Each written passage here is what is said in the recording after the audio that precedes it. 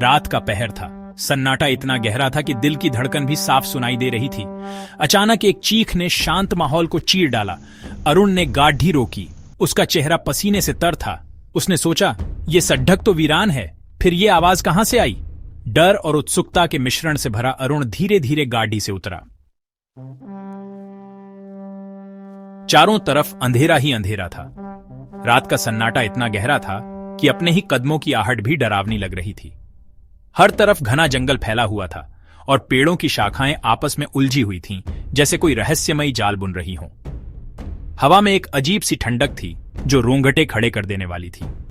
दूर कहीं उल्लू की आवाज गूंज रही थी और कभी कभी झाड़ियों में कोई हल्की सी सरसराहट सुनाई देती थी, मानो कोई छुपा हुआ प्राणी वहां से गुजर रहा हो। इस घने अंधेरे में हर चीज अनजानी और डरावनी लग रही थी। सामने एक पतली सी पगडंडी थी जो झाड़ियों से ढकी हुई थी।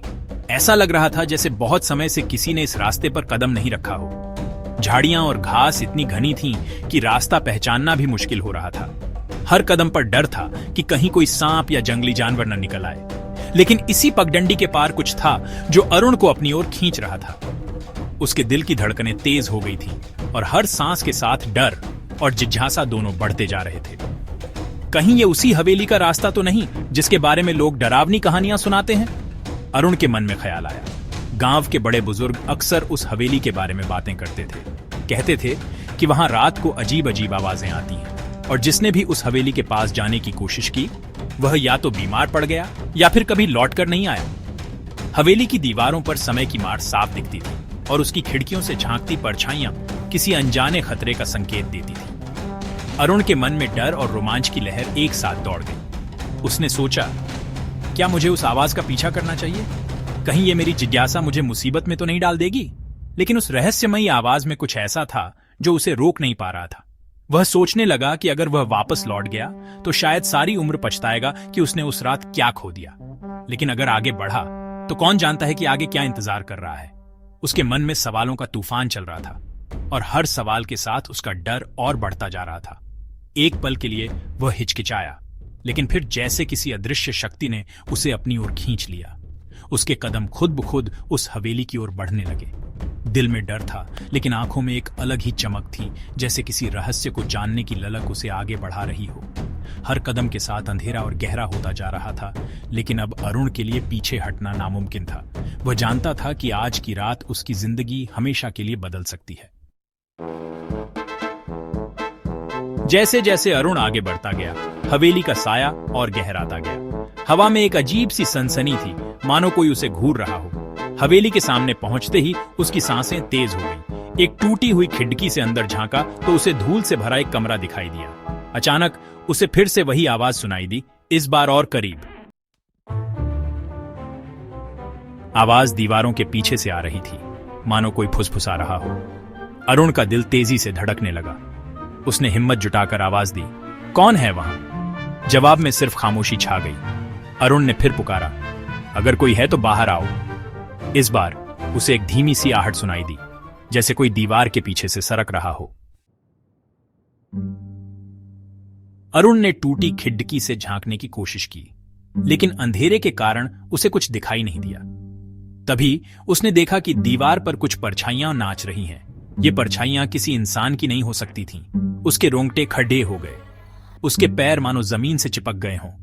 डर के मारे वह पीछे हटने लगा, लेकिन तभी उसे एक आवाज सुनाई दी, रुको!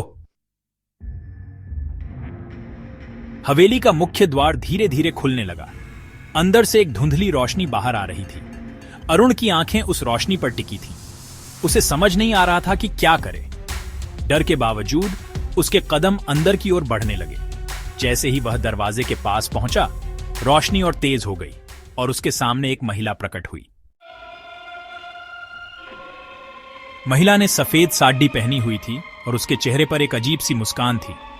तुम बहुत देर कर दी, उसने कहा। उसकी आवाज में एक अजीब सी गूंज थी। तुम कौन हो?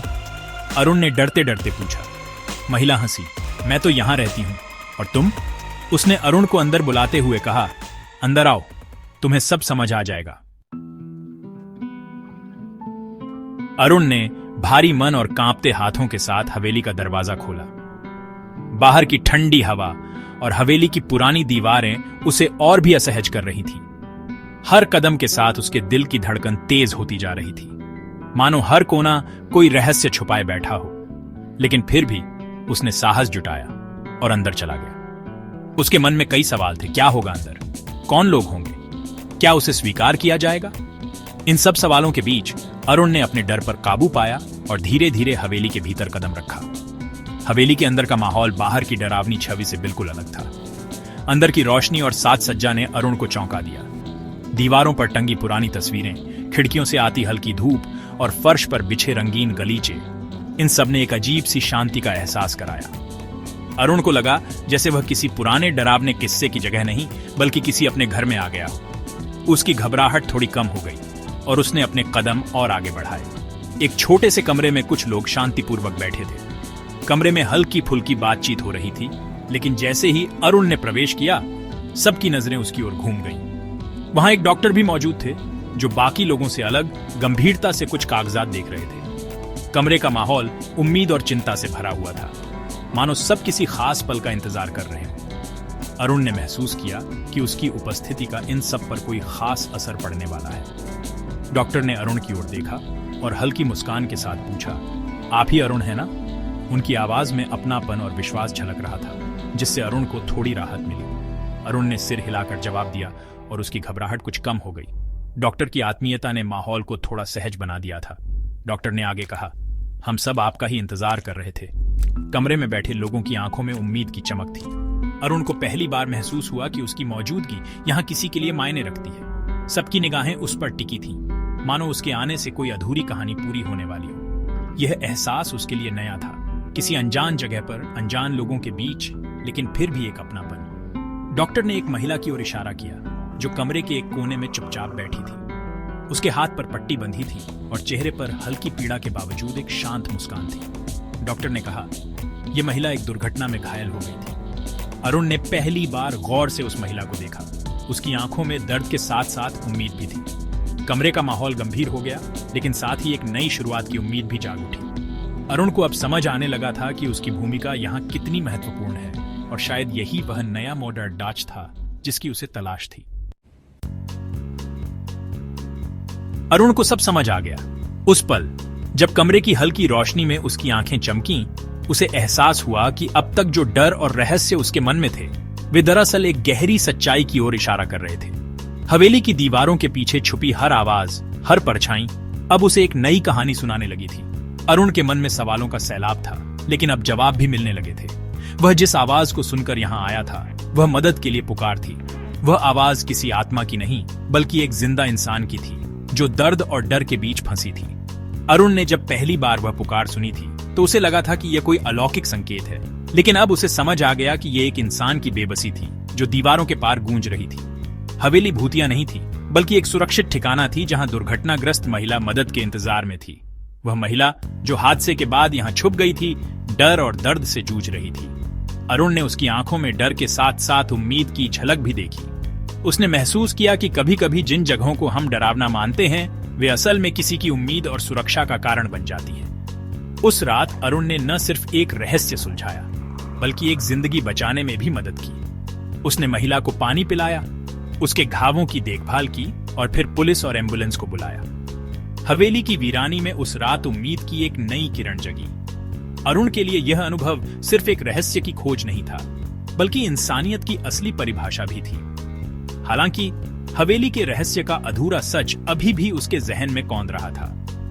अरुण जानता था कि उस रात की घटना ने उसके जीवन को बदल दिया है, लेकिन हवेली की दीवारों में छुपे कई सवाल अब भी अनसुलझे थे।